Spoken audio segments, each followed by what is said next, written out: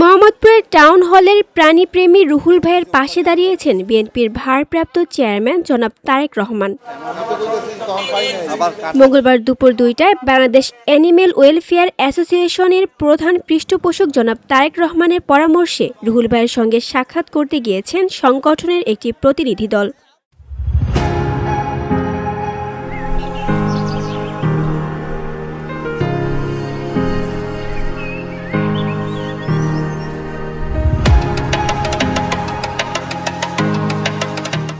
সেই দলে উপস্থিত ছিলেন বিএনপির সিনিয়র যুগ্ম মহাসচিব অ্যাডভোকেট রুহুল কবির রিজভী এবং বিএনপি মিডিয়া সেলের সদস্য আতিকুর রহমান রুমন সহ এর অঙ্গ ও সহযোগী সংগঠনের নেতাকর্মীরা।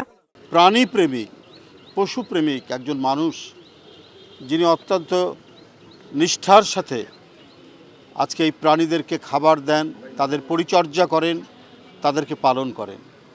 এটা তো একটা বড় ধরনের নিয়ামত যে আল্লাহ পৃথিবীতে কোনো প্রাণীকেই বাহুল্য তৈরি করেননি, কোনো কারণ ছাড়া তৈরি করেনি। আজকে আমরা যে পরিবেশের কথা বলি,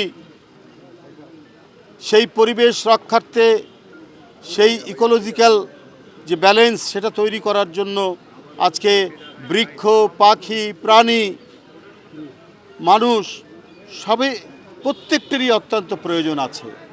তো কীভাবে ভারসাম্যটা আল্লাহ তাআলা রক্ষা করেছেন প্রতিটি ক্ষেত্রে।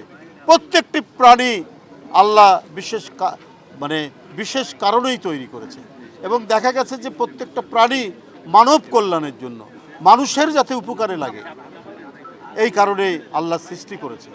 রাজধানীর মোহাম্মদপুরে ৩২,৮০০ টাকা ব্যয়ে বেজি ও কুকুর বিড়ালকে খাবার খাওয়ানোর উদ্যোগ নেওয়া প্রাণীপ্রেমী রুহুল ভাইয়ের বিষয়টি সম্প্রতি সামাজিক যোগাযোগ মাধ্যমে ব্যাপকভাবে আলোচিত হয়েছে। তানজু হাবিবা, ভিওডি বাংলা, ঢাকা।